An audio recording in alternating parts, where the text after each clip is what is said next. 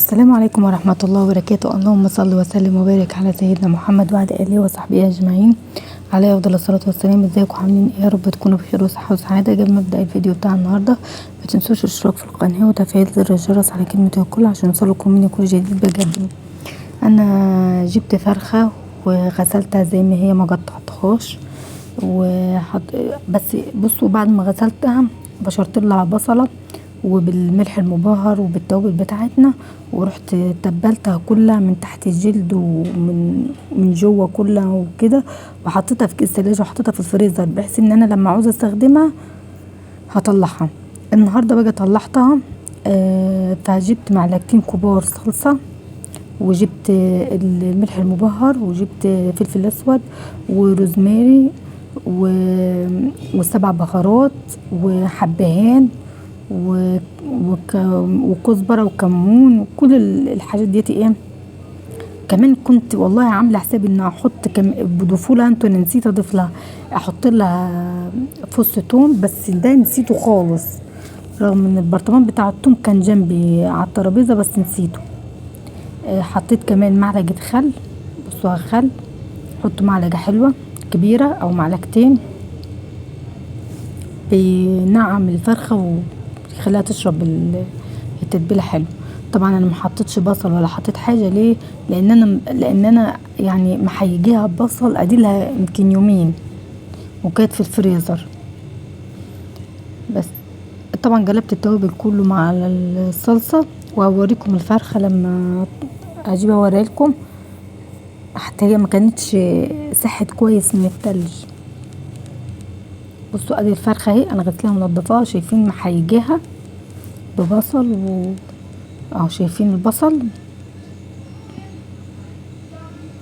عايزه اوريكم ان انا حتى تحت الجلد حاطه لها بصل، بس هي كانت لسه التلج فيها شويه شديده، شويه مش قوي يعني، كانت ساحت بس برضه متلجه، وكنت انا بصور لنفسي فعشان كده ما كنتش متحكمه شويه بس انا كمان قطعت خضار اوريهولكم. بس لما بصوا بقى دي اللي عملتها، هدهن برضو بيها الفرخه.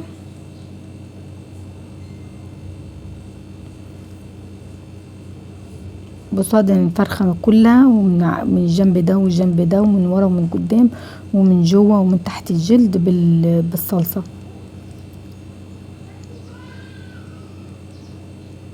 كانت حلوه جدا وكان طعمها لذيذ وتغيير، مش لازم كل ما اعمل لهم الفرخه يعني اللي هي برضو المشويه بس في الصينيه، بس حبيت اغير النهارده فعملت ديتي. اللي شجعني اكتر يا جماعه ان انا لما بعت اشتري الفرخه دي، الراجل بعتها لي مش مقطعه، بعتها لي صاحيه، رحت قلت بس خلاص انا مش هقطعها كمان وهسيبها زي ما هي، وهعملها احطها في الكيس الحراري. بصوا بقى انا مش هاخد التتبيله اللي احنا عملناها دي بالصلصه كلها، انا هسيب شويه احط. بصوا عشان ماسكه بايد التليفون وبصور، وبالايد التانية بحاول ان انا ايه اعمل بيها. عود قرفه وليمون مجفف او لومي كمان هحطها معاهم. بصوا بقى انا مقطعه طماطم مربعات، بصل مربعات، بطاطس، وفلفلايه كانت عندي واحده بس اهو، ده البصل مقطعه مربعات، وادي الطماطم، وادي فلفلايه كده قطعتها، وادي البطاطس برضو مقطعه مربعات. وهضيف بقى ايه التتبيله دي اللي احنا عملناها للخضار اللي انا قطعته. عندك جزر، عندك كوسه، مفيش مشاكل. بس هفصل انا وهحط الخضار واحط الفرخه في الكيس الحراري، وبعد كده هرجع لكم يعني. هحط بصوا هذا الكيس الحراري بوريكم كمان في اهو، وادي اللي هي بكفل بيها الكيس الحراري. هفصل انا وهحط الخضار وهحط الفرخه وهقفلها لان انا زي ما قلت لكم كانوا العيال عندي نايمين وكنت شغاله لوحدي. بصوا دي اهو، بصوا انا حطيت اهو، دي صينيه حطيت فيها شويه ملح وملح المبهر اللي انا عاملاه في كل البهارات، حطيتها شويه برضو فيها. بصوا ادي الفرخه اهي، حطيت انا الفرخه وادي اللومي وادي عود الجرفه، ده طعم وريق حلو جدا، وادي الخضار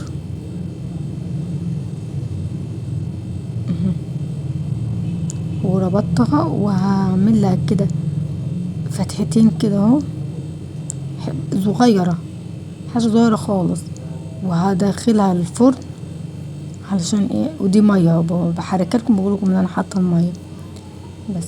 ودخلتها الفرن، دخلتها الفرن وبعدين هعمل صينيه البطاطس. هعمل صينيه البطاطس، هجيب معلقه سمنه او زبده او زيت، اي ماده دهنيه عندك وتكون متوفره وانت بتحبيها تمام. وهنا بصله انا كنت حمرتها وانا كنت يعني قشرتها وفرمتها في الكبه. وهنا حطيت فصين توم كده بس، وهقلب لحد ما تاخد لون كده اهو. مش عايزه اقول لكم بقى صينيه البطاطس كانت خطيره خطيره خطيره، كانت تحفه بجد يعني. جربوها بالطريقه ديتي هتفرق معاكم خالص والله، هتحبوا طعمها جدا. بس انا ما حمرتش البصله ولا حاجه، انا سبتها دي التومه اللي كنت بفكك فيها وهقلب فيها كده اهو، وهسيبها لما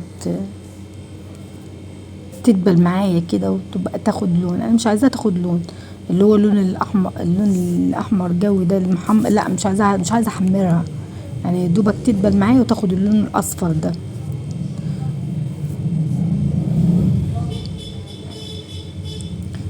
انا كنت غسله الطماطم وضربها في الدرج بتاع الخلاط ومجهزاها، فهنزل على طول على الطماطم. شايفين يا دوبك ايه اخدت اللون بس اهو.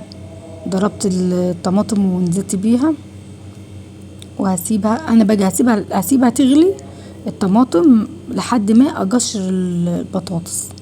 بصوا دي الملح المبهر والسبع بهارات والفلفل الاسود ومكعب ماجي، مرق الدجاج يعني ماجي، حطيت مكعب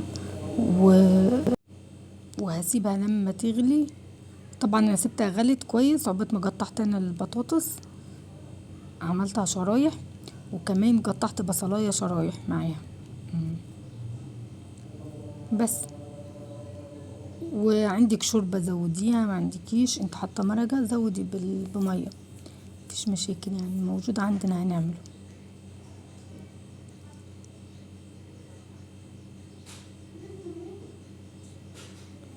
اهو دي الميه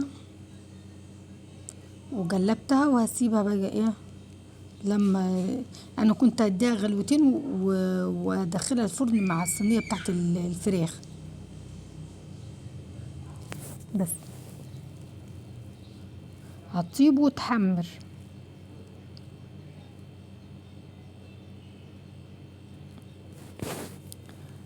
طبعا الرز انا عملت معاكم الرز كذا مره، فما عملتوش المره دي معاكم، بس هو الطريقه اللي انا بعملها بيها على طول معتمديها.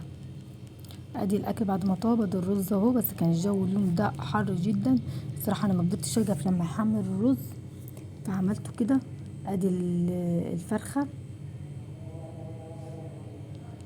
كان شكلها حلو جدا. ادي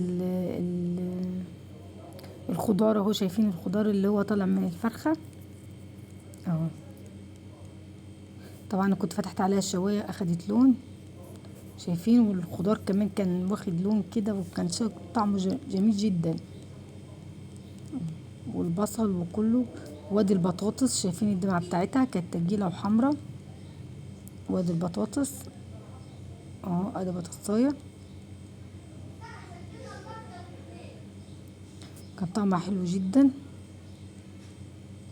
شايفين اهو. واوريكم الفرخه كمان كانت حلوه وطيبه ومتبله حلو جدا وحاجه كان جميل.